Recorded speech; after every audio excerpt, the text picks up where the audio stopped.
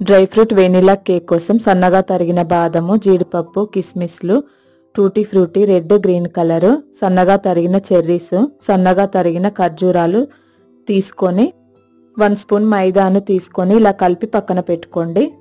Mixie జార్లో పావు cup oil, 1 cup పెరుగు కర్డ్, 1 కప్పు షుగర్ని తీసుకొని గ్రైండ్ చేసి పక్కన పెట్టుకోండి. 1 కప్పు మైదా, బేకింగ్ సోడా, బేకింగ్ పౌడర్ని తీసుకొని జల్లించండి. దీనిని మిక్సీ జార్కి యాడ్ చేసి వెనిలా ఎసెన్స్ కలిపి పాలను కలుపుతూ గ్రైండ్ చేసుకోండి. డ్రై ఫ్రూట్ మిక్సర్కి యాడ్ చేసి కట్ ఫోల్డ్ మెథడ్లో కలపండి. కేక్ మౌల్డ్లో గీ వేసి మైదాతో డస్ట్ చేయండి. ఫ్రూట్ బ్యాటర్ని యాడ్ చేసి ఇలా చెర్రీస్, బాదము, జీడిపప్పు, టూటీ ఫ్రూటీని వేసి పుచ్చగింజలతో ఇలా గార్నిష్ చేయండి.